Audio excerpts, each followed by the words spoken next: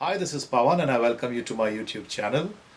In today's lesson, I'm going to be showing you the chords and strumming pattern for the song Tere Bina Jiya Jaye from the film Ghar, a very popular number from the 70s, and it was composed by R.D. Burman and sung by Lata Mangeshkar. I'll explain to you the various chords used in the song, I'll show you the strumming pattern, and then we'll play along with the backing track in both open and bar chords. And I'll also try to explain a little bit to you about the chord progressions used in the song. So let's get on with the lesson. So now let's check out the chords for the song. The key is G major, and you need to know quite a few chords. If you're playing bar chords, for the mukhra you need G major over here, F major, C major, E minor I'll be playing here, you could also play it here. In the antra you need A major, B flat major, you would also need C major and G major. You need D major and you also need D minor, which comes at a very short moment in the yantra.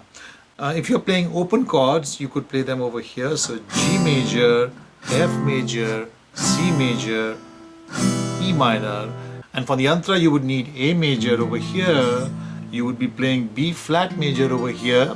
You would of course still need C, G.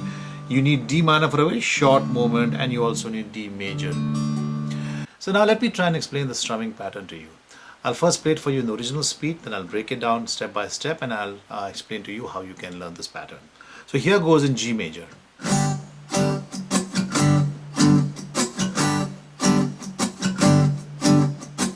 I'll play that for you slowly.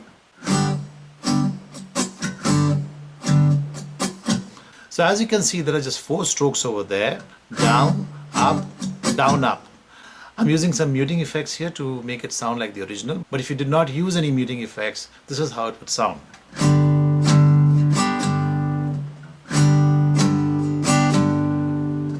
Down, up, down, up. And now I'm going to add some muting effects here, and by muting all we mean is basically as soon as you complete the stroke, you lift your left fingers off the fretboard without letting go of the strings. So instead of sounding like this, it sounds like this. So basically what's happening is the left fingers are touching the strings and stopping them from vibrating any further, and that's what makes the chord sound like that.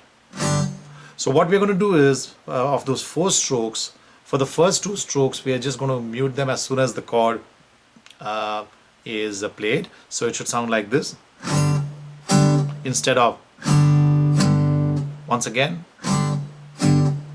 And for the next 2 strokes they are played in quick succession. So what we do is we don't really play the chord, we just let the left hand continue to touch the fretboard, so the sound is completely muted, so it sounds like this, almost as if you're just hitting some percussion instruments. So this is how it sounds again.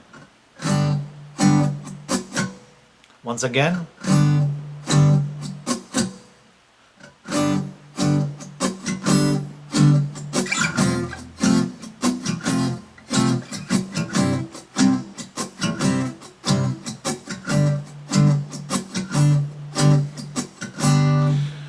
Now bear in mind that this pattern is really an 8-beat pattern, and all we are doing is we're not playing some of those beats in that pattern, so it comes out like a 4-beat pattern. But if you try to break it down into 8 beats, it would sound something like this. So here are 8 strokes, 4 down and 4 up alternating. Now let's put stress on strokes 1 and 4. 1 was a down stroke, 4 was an up stroke. So let's see how it sounds.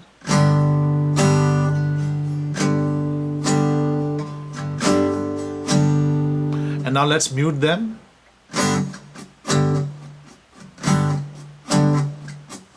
So that comes pretty close to the pattern which I showed you in the beginning, except that you can also add the last 2 strokes where you don't really play the chord, you just hit the strings as if you're hitting a percussion instrument. So those are strokes 1, 4, 7 and 8 in which you are adding stress. In case of 1 and 4, you are actually playing the chord with a muting effect. In case of 7, 8, you're not really playing any chord. It doesn't matter where your left fingers are, except that you might as well keep it where you have them ready to play the next chord. So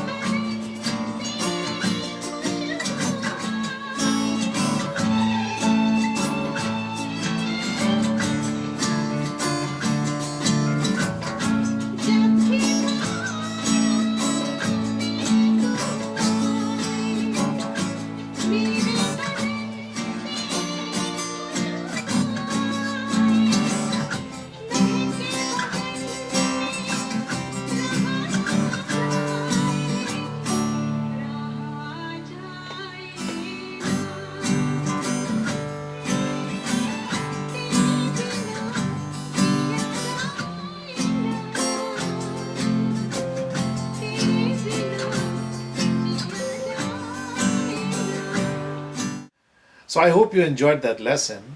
And before I sign off for the day, let me try and give you a little bit more information about the chord progressions used in the song, and hopefully share with you some of the theory as well. So the song uses some very interesting chord patterns, and they differ for the mukhra and the antara. In the mukhra, the song is in the key of G major, and it actually uses the mixolydian mode of the C major scale. So it uses the chords which you would find in a song used in a C major, played in the key of C major, but except the home note or the key note or the tonal center of the song keeps coming back to G, and that's what a mixolydian mode is all about. So you will see that we use the chords G, F, C, and E minor. Well, in a typical G major scale, you do have G and E minor and C, but you don't have F major because the note F doesn't exist in a G diatonic major scale. But because we are using the mixolydian mode of the C major scale, you're basically flattening the seventh note. So instead of playing F sharp, you're playing the note F. So basically, you're using all of the notes of the C major scale, which are C, D, E, F, G, A, B, and C, except that you keep coming back to G, which is the tonal center or which is the key of the song. So you're basically playing G, A, B, C, D, E, F. So the seventh note, the moment it becomes flattened, you're allowed to play F major chord over here. So that gives it the distinctive feel. In Hindustani music, we would be saying that you're playing Komalni instead of Shuddhni, and the song is actually based on a rag which belongs to the family of rags known as Khamaj. So that's the Khamaj thought, where Ni is Komal and the other notes are Shuddh. So you have Sare, Gama, Pa, Dha, and Ni is Komal. So the Antara uses a very interesting pattern of chords. It actually switches to the key of A, doesn't use the chords which will be found in a song based on A diatonic major scale. It uses a different scale called the Phrygian dominant, very popular in Bollywood songs. And it uses the A chord, it uses the B flat chord, it even has D minor for a short moment. And then towards the end, when it has to come back to the mukhra, so it has to find a way to connect back to the G major, so the transition is smooth. So it uses a succession of chords which are found in G major based songs. So it uses C, G, and then D, and then it falls back onto G. So very interesting chord patterns, and as you saw, we had a very a distinct strumming pattern as well. I hope you enjoyed this lesson, and look forward to seeing you in the next one. Thank you.